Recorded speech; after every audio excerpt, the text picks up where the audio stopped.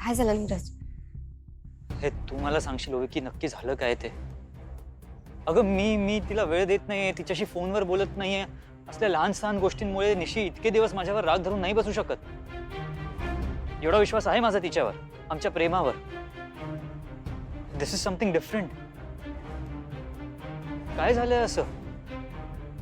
ती माझ्याशी बोलत नाहीये, तिच्या समोर गेलो तर ती तिचं तोंड फिरवून घेतीये. अगं आमच्या आयुष्यातली सगळ्यात इम्पॉर्टंट गोष्ट घडतीये आणि ती मला त्या गोष्टीचा भाग होऊ देत नाहीये. ओवी, निशी मला छोट्यातली छोटी गोष्ट सांगायची, आता तिने एवढी मोठी गोष्ट माझ्यापासून लपवलीये. का? नीरज, तू हे सगळं मला का विचारतोयस? तेव्हा मी तुला काही सांगू शकत नाही. मी निशीला प्रॉमिस केलं. या तू मुंबईला जाणारच आहेस ना? स्वतः हे सगळं तुझ्या मॉमलाच विचार. मॉम, तिचं काय संबंध? हेही तू त्यांनाच विचार. ठीक आहे, आत्ताच विचारतो. 10 मिनिटात खरं काय खोटं काय ते कळेल आपल्याला. तू पण चल माझ्यासोबत. 10 मिनिटात म्हणजे? मेघना आंटी इथे नांदिवलीत आहेत? हो. त्या कधी आल्या? मी आलो की माझ्या मागे लगेच ती आली. हॉटेलमध्ये थांबली.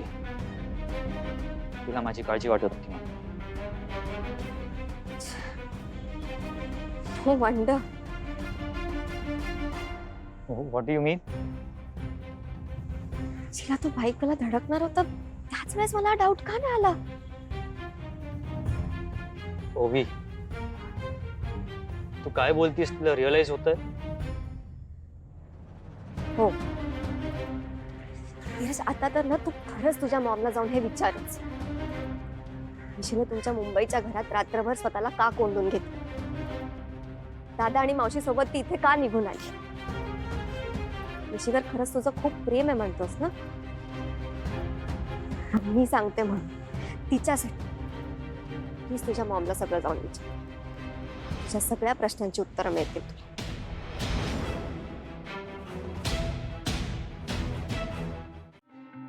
मॉम, मी आत्ता येतो. तू काल जे सांगून गेलास ते आज तोंड दाखवतोयस. मी तुला सांगितलं होतं ना, काही गोष्टी क्लिअर केल्याशिवाय मी नांदिवली सोडून जाणार नाही. आता बऱ्यापैकी त्या गोष्टी क्लिअर झाल्या आहेत. म्हणजे काय झालं? म्हणजे निशी तर आपल्यासोबत मुंबईला परत येणार नाही. सो मुंबईला जाण्याआधी आपल्यालाच तिला एकदा समोरासमोर भेटावं लागेल.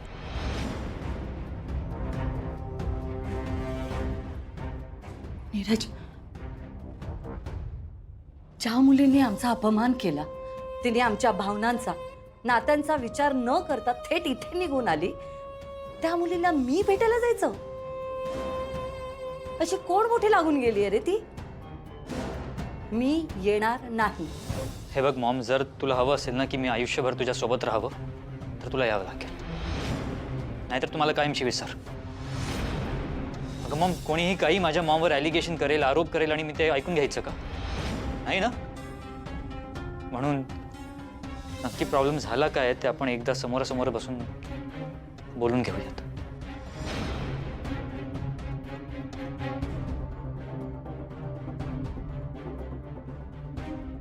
जाऊ की नको?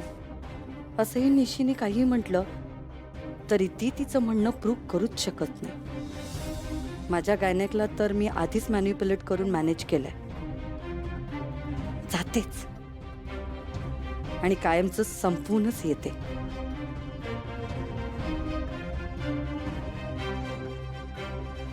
मॉम, ओवी, मला सांगितलं होतंस ना की मॉमला विचार, म्हणून मी मॉमला इथेच घेऊन आलो आहे. समोरासमोर काय ते एकदा होऊन जाऊ दे. बट नीरज, निशी तर आता अजिबातच काही बोलणार नाही.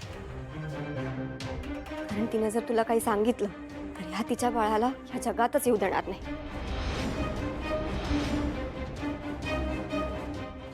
ओवी थांब.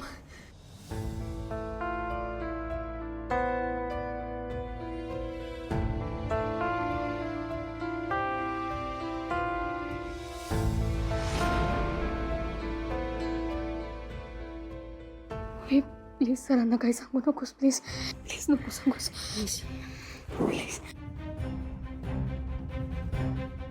निशी, तुला मॉमचा प्रॉब्लेम होता ना? मग काय ते मॉम समोर एकदा सांग ना मला. हे बघा, मी तुमच्या मुलाला खरंच काही सांगितलेलं नाहीये. तुम्ही त्यांना इथून घेऊन जा. मी नाही सांगितलंय.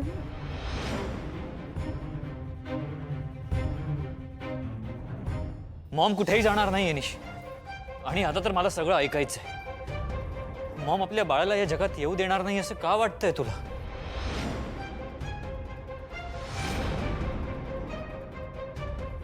निशी, असं गप्प राहून काहीच मिळणार नाही.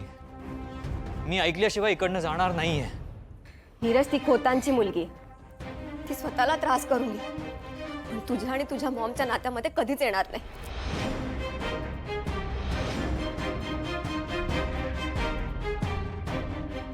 But I think it's high time ना. तुला आज सगळं कळायलाच हवं नीरज. ओवी, काय कळायला हवं? आमच्या घरात काय घडलं हे तुला काय माहित? तू होतीस का तिकडे? मेघना आंटी, तुम्ही Shut up! तुला बोलायची काय? ओबीवर धावून जायचं काही काम नाही. हा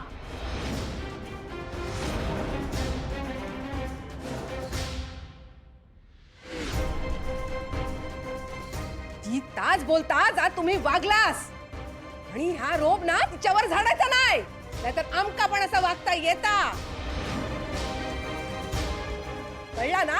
तुमका काय वाटला आम्ही गप बसू? आम्ही पण गप बसणार नाही काय? मग तुम्हाला काय वाटतं आम्ही गप्पा बसू? तुम्ही काय चांगलं समजताय? आम्ही काय गप्पा बसणार नाही आहोत का? अरे पण ते काय बोलतायत? इनफ. बोलू दे ओवीला. ओवी, तू बोल. नीरज, जेव्हा निशी इथे आली तेव्हा तिची अवस्था तू बघायला हवी होतीस.